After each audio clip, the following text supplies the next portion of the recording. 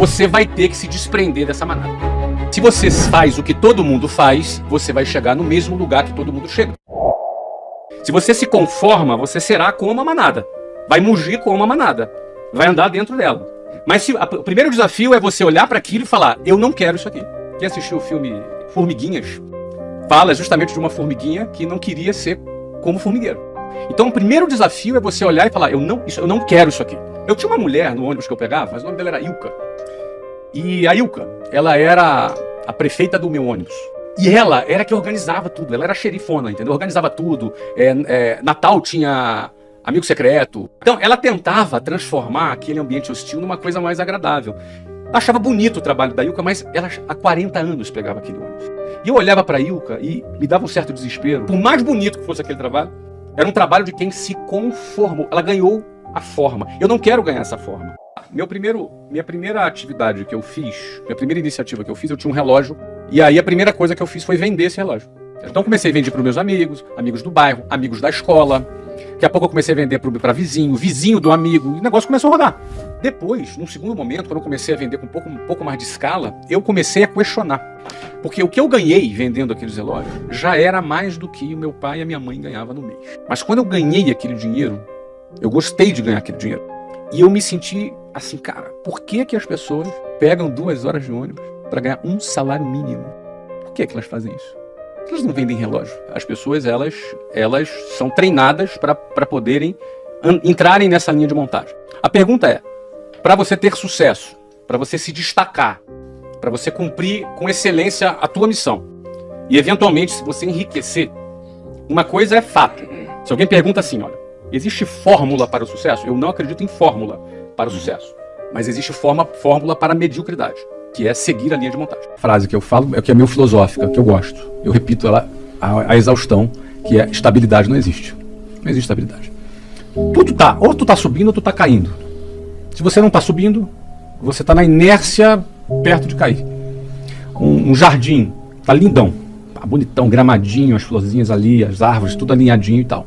O que acontece se tu ficar 3 meses sem cuidar desse jardim? Vai pro espaço. Vira um matagal. Morre as plantas. Acaba tudo, morre, destrói, fica horroroso. Então, o jardim é lindo, não é porque ele é lindo, é porque ele está lindo.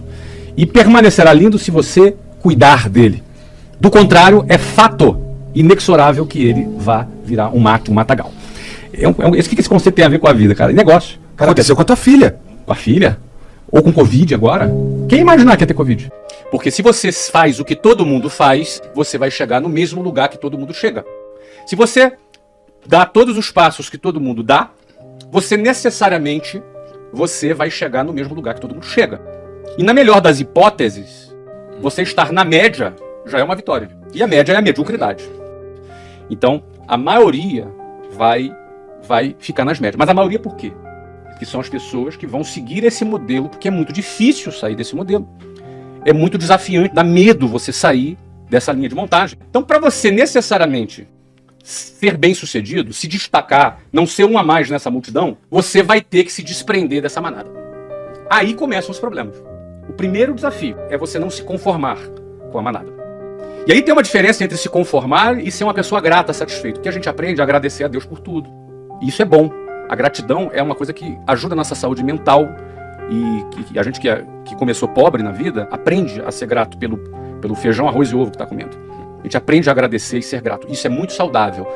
E gratidão está ligada à satisfação. Mas isso não está ligado à conformação. A palavra conformação está ligado à mesma forma. Conforme, a mesma forma. Quando você se conforma, você ganha a mesma forma da manada. Ninguém vai imaginar. Então, as pessoas têm uma fixação por estabilidade, porque na vida tu vai ter que escolher entre liberdade ou segurança. Total. Então imagina um passarinho dentro de uma gaiola. O gato não pega. O gato não pega, é seguro. Mas ele não voa. Ele não voa na gaiola. Dentro da gaiola tem alpiste. Todo quinto dia útil tem lá uma porçãozinha de alpiste. Mas também você não voa. Não conhece a vida. Você não conhece a vida. Deve ser triste você ser um passarinho dentro da gaiola. Então, aí, em algum momento na vida, a gente vai ter que escolher entre a liberdade ou a segurança. Liberdade sempre.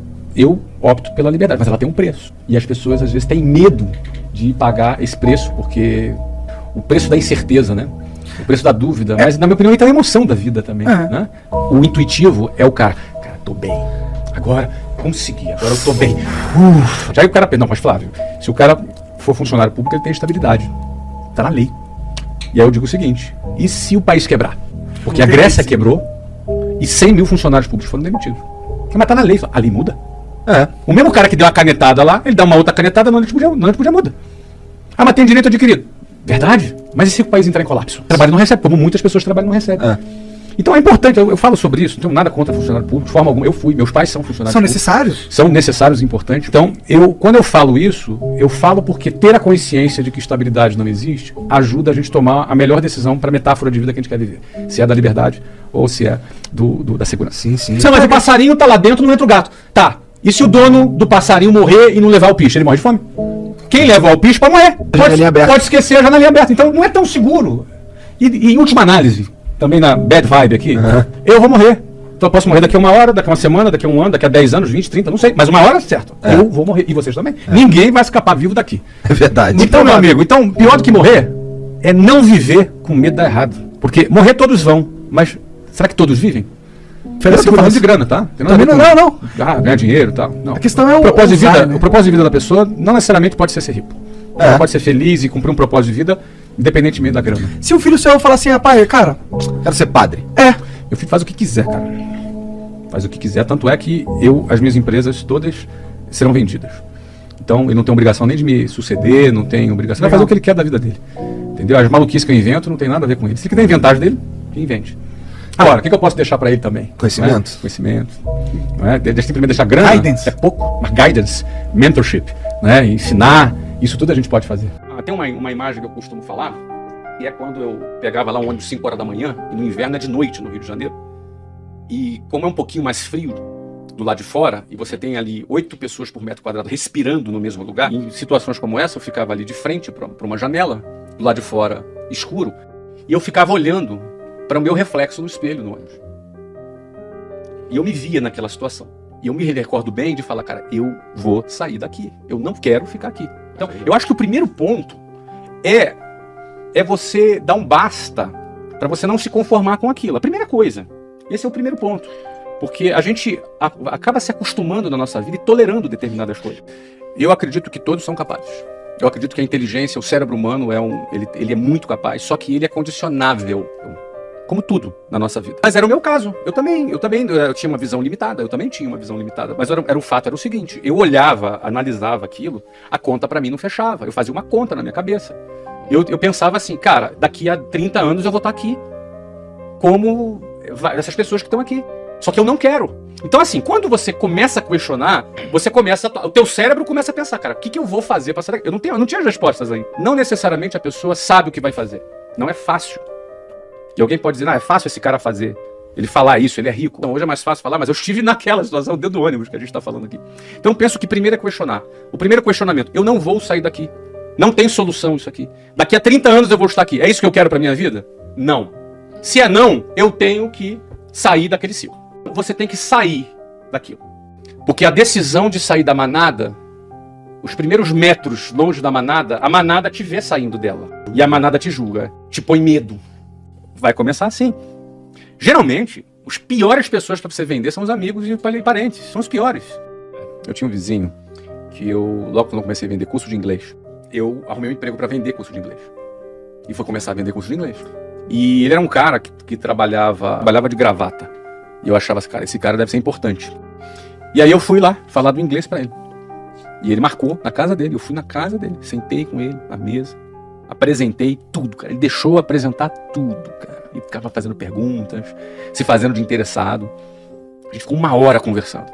E aí, no final, ele chegou pra mim e falou assim, Flávio, cara, eu não tenho interesse nesse negócio não, mas eu fiquei aqui só pra entender o que você tá fazendo. Não faça isso. Você é um garoto inteligente. Isso aí não vai te levar a nada, isso é uma roubada. Eu me senti mal, me senti subestimado, me senti super mal. Eu hoje vejo que ele era um cara medíocre, limitado, que não arrumou nada na vida. E ele me deu uma opinião do nível dele. Então, se você quer chegar mais longe, pegue as opiniões das pessoas que estão no nível que você quer chegar. Se a pessoa quer chegar mais longe, ela não pode seguir opiniões e conselhos de pessoas medíocres. Senão ela vai estar limitada. Esse cara me viu querendo sair da boiada e tentou me segurar na boiada. Porque no final das contas, quem sai da boiada e começa a ter algum sucesso, algumas pessoas da boiada não ficam felizes. Quando você consegue dar significado pela tua vida, você ganha um renovo na sua vida para fazer aquilo que você quer fazer. Se manter com vontade de fazer. Inconformidade. Essa inconformidade, ela começa com: eu não quero mais isso pra minha vida. Basta. Deu. Tô de saco cheio. Não quero mais andar de ônibus. Eu não quero mais viver na Pindaíba. Eu não quero A, logo eu vou buscar o B. Todo mundo quer o B, mas nem todo mundo rejeita o A. Então pra você mudar de A pra B, não é um acordo, é uma ruptura. Quando algo passa a não ser mais aceitável e você rejeita e você dá um basta, aí sim, você começa a ter uma energia pra buscar o B. Agora, eu também, é o seguinte, eu aprendi uma coisa legal pra galera que tá ouvindo que tem filho. Cara, eu desencano com isso porque... eu vou ensinar o melhor que eu posso ensinar, mas no final do dia a decisão é individual deles. Se quiserem ser uma boa pessoa ou não ser uma boa pessoa, é uma decisão individual. Não tem como controlar você isso. Você tem filho de pai ruim, bom, e filho de pai bom, ruim. Então, no final das contas, ele vai decidir. Verdade. Essa oportunidade aí veio porque tu juntou uma grana? Então, não. Por que acontece? Eu ganhava bem, tá? Eu ganhava, pra você ter ideia, aos 22 anos, eu ganhava 7 mil reais em Nessa época 1994. Só que é o seguinte, eu casei aos 20. Já tem uma despesa grande ali. Veio despesa. Aos 21, eu fui transferido para Venezuela. Na época que o Hugo Chávez estava preso, uma tentativa de golpe. E Venezuela era um país sensacional, cara. Naquela época. Venezuela era um país... Olha, eu conheci celular na Venezuela. Não tinha no Brasil, na Venezuela tinha. Um país super desenvolvido, um país rico, super bem. Eu morei lá na Venezuela esse tempo. Só que fui roubado, perdi tudo. Voltei pro Brasil, começando do zero aos 22 anos. Entraram, roubaram a empresa, roubaram meu carro, roubaram... É uma coisa de louco. Que merda. Era daquela cultura. Caralho, roubaram tudo. Roubaram tudo. Meu tudo já não era muito. Mas Era tudo. Era o meu 100%. Tudo é tudo, exatamente. Cara, eu voltei... Agora, quando eu fui, eu virei pra Luciana. A Luciana falou assim... Eu falei pra ela da proposta de... Ela falou, qual o pior que pode acontecer? Aí eu pensei assim, de perder tudo e voltar falando espanhol. Foi exatamente o que aconteceu. De perder tudo e voltar falando espanhol. Beleza. Tem uma experiência, estamos dando risada aqui. Durou quanto tempo isso? 8 meses. E aí o que acontece? Voltei em 1994, eu tinha 22 anos. Nessa época eu voltei e bombei. Fui bem, aí assumi várias filiais, ganhei bem. Só que eu comecei do zero em janeiro de 94. Em dezembro de 94 eu saí. Não tinha tempo de juntar uma grana suficiente para abrir um negócio. Mas aquele era o meu timing, era o meu momento. Então tinha algum dinheirinho. Você tinha ganhado expertise. Eu tinha ganhado expertise, eu estava confiante, entendeu? Aquele era o momento que o Brasil tinha acabado de lançar o Plano Real, que na época estabilizou a economia, acabou com a inflação. Na época também várias empresas internacionais tinham desembarcado no Brasil, então você tinha empresas de petróleo. Isso também. E foi a época que o inglês passou a ser percebido como fundamental, porque com a entrada das multinacionais, o inglês era garantia de emprego. Então, antigamente era assim, quando eu vendia inglês, olha, no futuro o inglês vai ser importante. A partir de 1994, no inconsciente coletivo, não era no futuro, era agora o inglês vai ser importante. A demanda estava em alta. E a demanda em alta para adultos. Cara, o momento é agora. E aí, checão especial meu, da minha mulher, mas eu não recomendo que ninguém faça. Cara, mas eu faria de novo, 12% de juros. Mas era assim, eu tinha uma graninha, que não era suficiente, mais o cheque especial, que também não era suficiente, dava pra gente montar a escola e pagar um mês de conta. Se não vendesse, mês seguinte ele tava quebrado. Vida do empreendedor é pressão. Mas o cara... Não sempre esse tipo, às vezes pior, né? Covid, por exemplo. Foi pra você, foi pressão? O quê? Tá louco. Foi o momento de maior pressão da minha vida. Por quê? Porque fechou todas as escolas, cara. Entendi. Fechou o clube de futebol. Fechou o clube de futebol. Fechou todas as escolas. Aí em 95 a gente fundou a primeira escola. Aí é o seguinte, cara. A gente meteu mais de 1.000 alunos no primeiro ano. Eu sou professor de inglês, tu tem noção que é 1.000 alunos. Mas assim, no primeiro mês lá, aquele mês que era... 104 matrículas no primeiro mês. Esse daí dava pra bancar... Pagava as contas. Ó, eu precisava fazer 100 matrículas por mês pra pagar as contas. Isso pode parecer uma loucura, e por isso eu não recomendo que ninguém abrir negócio com cheque especial, mas eu já tinha muito know-how de vendas, eu tinha 4 anos de vendas. O melhor vendedor de curso. O melhor. E tinha network já estabelecido algum, pelo menos? É que não rola, é que é B2C, né? Não rola muito networking. Você tem que, na realidade, captar alunos. E eu sabia fazer isso, entendeu, Monark? Como que é o segredo de captar um aluno? A metodologia que a gente utilizava, para cada aluno que se matriculava, ele indicava alguns amigos dele. E a gente ia conversando com essas pessoas, ia batendo papo com essas pessoas, convidava para ir na escola, as pessoas iam e se matriculavam. E o aluno que indicava ganhava desconto? Ele tinha algum benefício para fazer isso. Então, isso fazia com que a gente, sem grana, conseguisse atrair alunos ali já no início. Era um trabalho de formiguinha, entendeu? Até porque a gente não tinha dinheiro, não tinha nada. Agora, a gente tinha essa técnica. E a gente, através dessa técnica, matriculou muita gente. Tu contratou um time de consultores pra te dizer qual seria o método que você ia usar pra ensinar, quem que tu tinha que... Aí talvez entrou o networking que ele colocou, que eu tinha um amigo que era um cara pedagógico. Eu convidei ele para ser o nosso primeiro coordenador pedagógico. E desenvolvi com ele o produto, apesar de eu não falar inglês na época. E aí o que acontece? Esse cara desenvolveu o produto. Só que ele desenvolveu a metodologia em cima do produto que eu briefei para ele. Dei um briefing para ele, que eu queria um produto para adultos, que fosse rápido, que não ficasse muito focado em gramática, porque os cursos de inglês existentes. E a gente pensava o seguinte, nosso aluno era o quê? Era um médico, um engenheiro, um advogado. Quer falar. Ele não quer ser professor de inglês, Exato. ele quer falar. Então, essa proposta foi a WhatsApp que trouxe. Em Legal. 1995 isso não existia. Depois todo mundo veio atrás. Assim, uns 10 anos depois, o pessoal veio atrás.